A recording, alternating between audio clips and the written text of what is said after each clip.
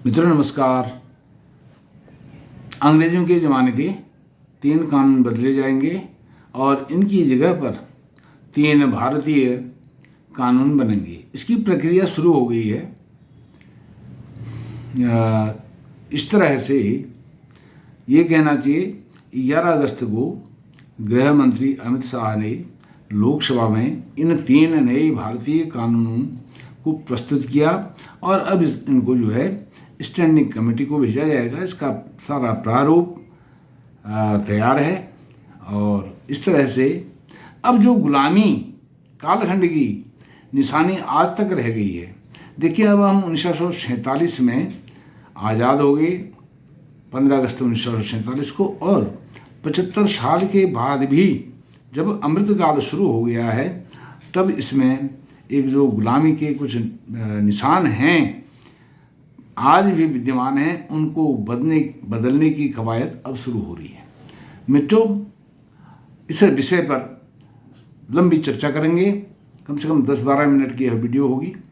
सबसे पहले आपसे निवेदन है कि मेरे चैनल को आप सब्सक्राइब करें, क्योंकि आपको सनातन धर्म, भारतीय समाज, तिथि, पर्व, त्यौहार, हमारे रीति रिवाज, हिंदू धर्म से संबंधित सही, सटीक, तथ्यपूर्ण और सत्य पर आधारित बातें, वीडियोज आपको मिलते रहें। और इसी के लिए आप बेल आइकन दबाएं, सबसे पहले नोटिफिकेशन आपको मिलेगी। और इस वीडियो को लाइक करें और शेयर भी करें। मित्रों, तो जैसे मैंने आपको बताया 3 नए भारतीय कानून बनेंगे।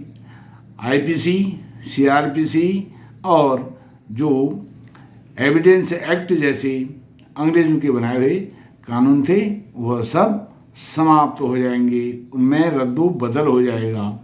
तो सबसे पहले आपको बताता हूँ, जो पहला कानून था आईपीसी 1860 का बना हुआ यह कानून था, अंग्रेजों का द्वारा बनाया हुआ कानून। और इसकी जगह पर अब क्या होगा, भारतीय न्याय संहिता यह बनेगा 2023 इसकी जगह पर।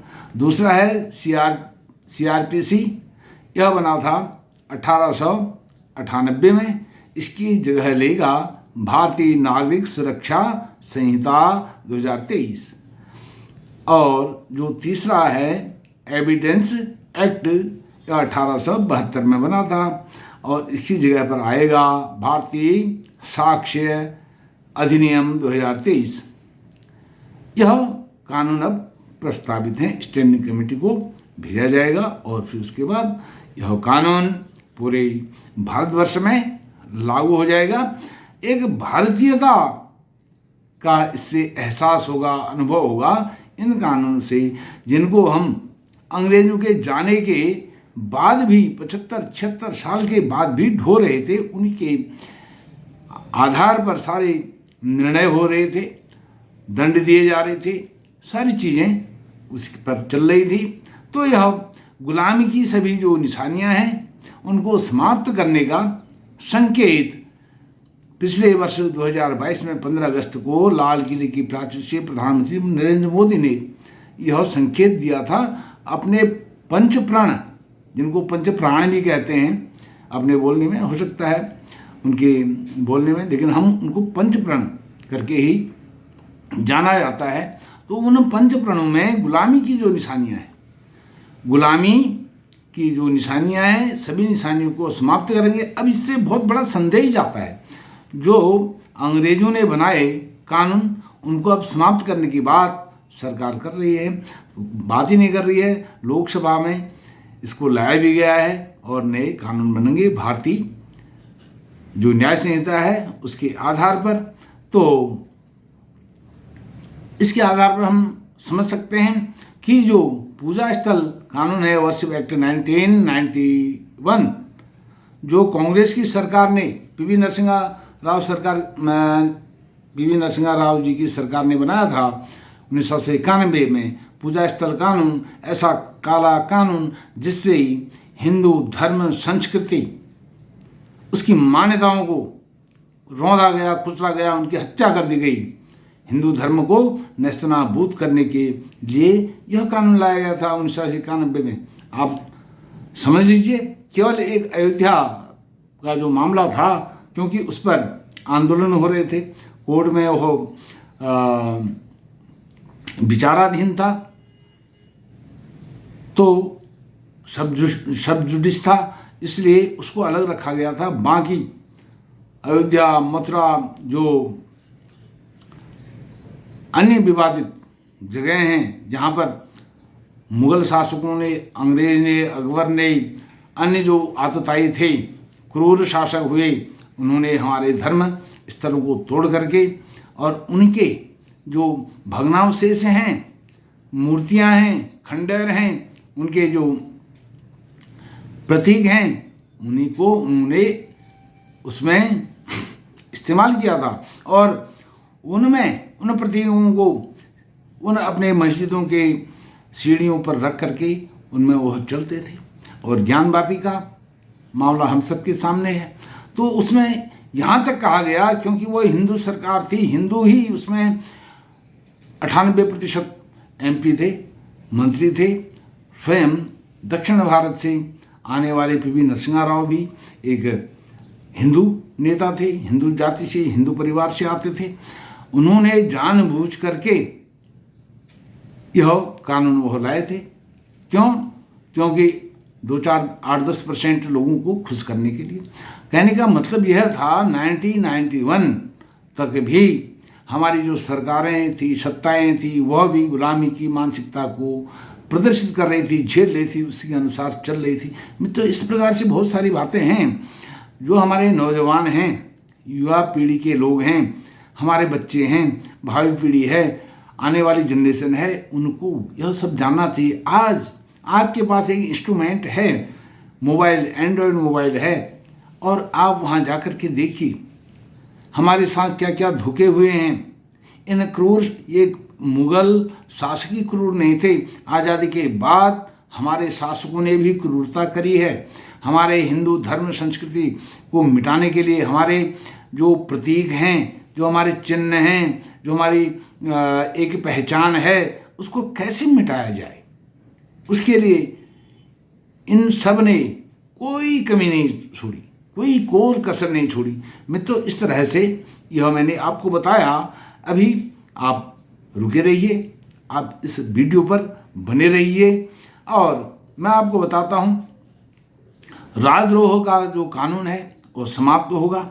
महिला को धोखा दे करके शोषण करने की, जैसे लव जिहाद है, यह कानून जो है, इसमें उस व्यक्ति को जो धोखा देगा, धोखाधड़ी करेगा, उसको दंडित किया जाएगा। और मॉब लिंचिंग, इसमें भी दंडित किया जाएगा। और अधिक से अधिक इनमें प्रावधान किया गया है कि 3 वर्ष में, अधिक से अधिक 3 वर्ष सीमा है, समय सीमा, उसमें दंडित करना बहुत जरूरी होगा। नहीं होगा तो कारण बताना पड़ेगा क्यों दंडित नहीं किया गया, बहुत हुआ है। तो इंटरनेट पर जा करके इसके विषय में आप जानिए हमारे साथ क्या क्या धोखे हुए हैं हमें। और क्योंकि इंटरनेट पर हम जाएंगे, हमको बहुत सारी जानकारियां भी मिलेंगी। एक 8-10 मिनट की वीडियो में यह सब जानकारियां कोई भी व्यक्ति आपको नहीं दे पाएगा। और हम लोगों में सबसे बड़ी जो कमियां हैं, खामियां हैं, वो यह हैं कि हम अपने बच्चों को अपने साथ बिठा करके उनको अपने पूरे जो पुराना इतिहास है, प्राचीन काल से हमारा एक समृद्ध इतिहास है, उसके बारे में हम उनको कुछ बताते नहीं हैं, उनके साथ चर्चा नहीं करते हैं। और भाई, जहाँ अपने बच्चों को अपने साथ बिठाएंगे नहीं तो हमारे बच्चे सुनेंगे कैसे। हम कम से कम टू दी पॉइंट कुछ तो बात करें बच्चों के साथ, उनको बिठाएं 5-10 मिनट, 10-20 मिनट, और उनको बताएं हमारी समृद्धशाली जो गौरव सारी हमारी गाथाएं रही, हमारे इतिहास रहे, हमारे पूर्वज रहे हैं और हमारे नायक रहे हैं, राष्ट्र नायक रहे हैं, उनके विषय में हमें जानना चाहिए। जैसे मैंने आपको बताया, गुलामी कालखंड की जो निशानियां हैं उनको मिटाने में प्रधानमंत्री ने लाल किले से 5 प्रण लिए थे, और उनमें से एक प्रण था यह, जो गुलामी कालखंड के प्रतीक हैं, चिन्ह हैं, इनको मिटा दिया जाएगा। जितने भी पहचान हैं उनको समाप्त, अब समाप्त किया जाएगा। इसका मतलब क्या है, यह बात कहाँ जा रही है?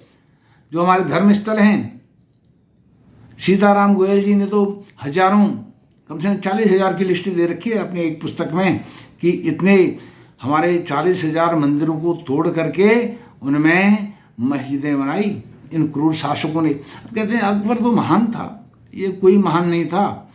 इसने 2-4 दरबारी रख लिए थे हिंदू अपने राज दरबार में, तो वो इनका गुणगान करते थे और अकबर उनको पारितोषिक देता था।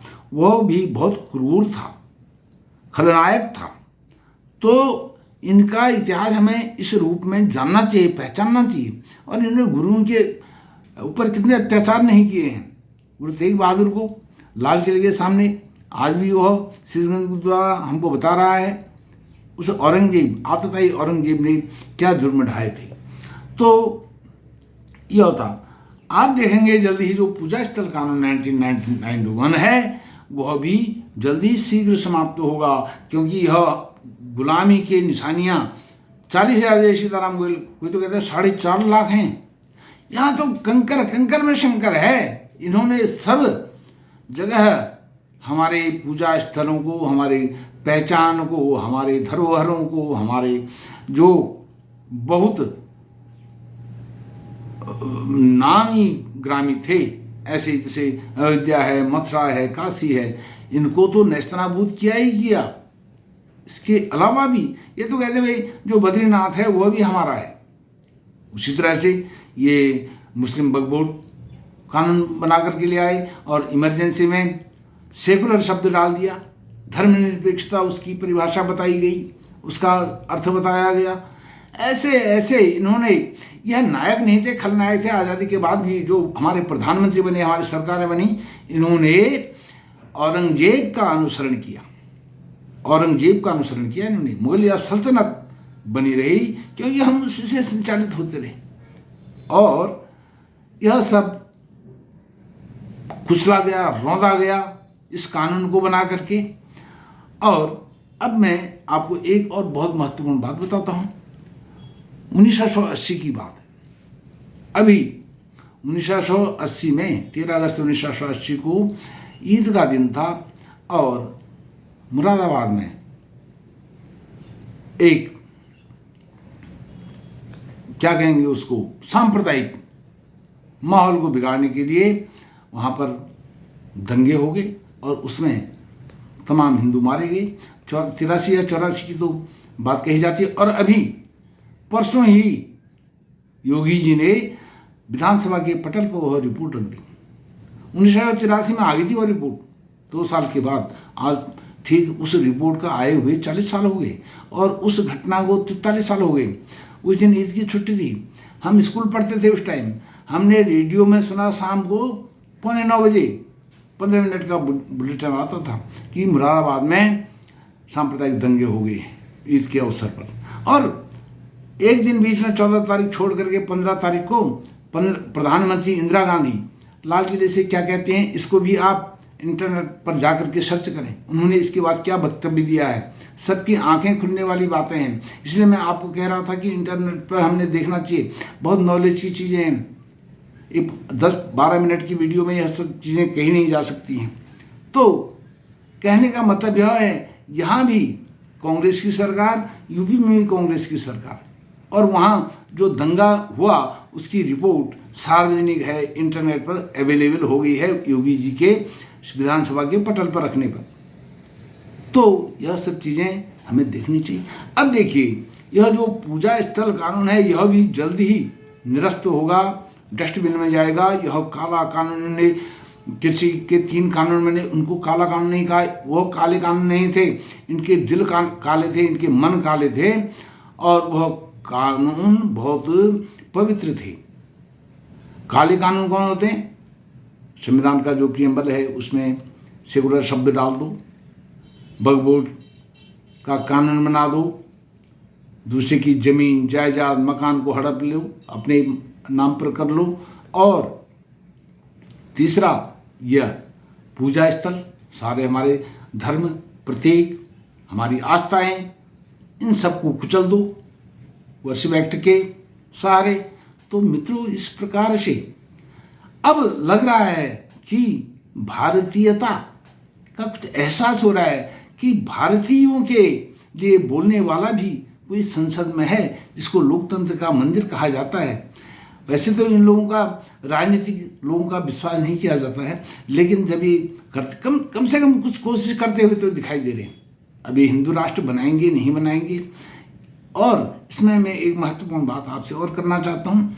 आज सोशल मीडिया का ज़माना है। सोशल मीडिया पर हम यूट्यूब, फेसबुक, ट्विटर और रील्स, किसी भी माध्यम से हम सरकार के समक्ष ऐसे ज्वलंत मुद्दों को उठाएं जो भारतीयता का अनुभव, एहसास दिलाने वाले हों, और उनका एहसास नहीं दिलाया जा रहा है, तो हम ऐसे मुद्दों को उठाएं, ऐसे विमर्श को लाएं, ताकि वो कहीं ना कहीं भारतीय जनता पार्टी के मीडिया स्तर तक भी पहुंचेगी, और वह फिर वहां पहुंचेगी तो जो नेतृत्व है, हाई कमांड है, योगी हैं, मोदी हैं और अमित शाह हैं, ऐसे जैसे शीर्ष नेतृत्व है बीजेपी का, वहाँ तक पहुँचेगा और ज़रूर वह संज्ञान में लिया जाएगा। आपको याद होना चाहिए, मैं आपको याद दिलाता हूँ, कर्तव्य पथ जो राजपथ था उस पर सुभाष जी की मूर्ति लगी है, देखने लायक है। आप भी जाइए, देखिए। वो जब सोशल मीडिया पर उसकी बहस छिड़ी, भाई नेताजी कहाँ हैं, नेताजी, मोदी ने कहा नेताजी ये रहे आपके पार्लियामेंट हाउस के सामने, और मुगल गार्डन को उन्होंने नया नाम दे दिया। तो ये भारतीयता का एक एहसास कराता, एक अनुभव कराता है। तो इस तरह से हमें सोशल मीडिया पर एक उल जुलूल की बातें न कर करके, गुड मॉर्निंग, गुड इवनिंग के जो फोटो हैं उनको न भेज करके हम तर्कपूर्ण 2 ही शब्द लिखें, लेकिन वो शब्द ऐसे हों आदमी को, उन शब्दों को पढ़ने पर आदमी विवश हो जाए, ऐसे शब्द लिखें। तो इस प्रकार से यह सब बातें हैं। तो मित्रों, इस वीडियो के माध्यम से मैं सब आपको यह समझाना चाहता था कि भारतीयता का कुछ हमें एहसास दो। आप मेरे चैनल को सब्सक्राइब कीजिए, मेरे वीडियो को लाइक कीजिए और शेयर भी कीजिए। आपका बहुत बहुत धन्यवाद। नमस्कार।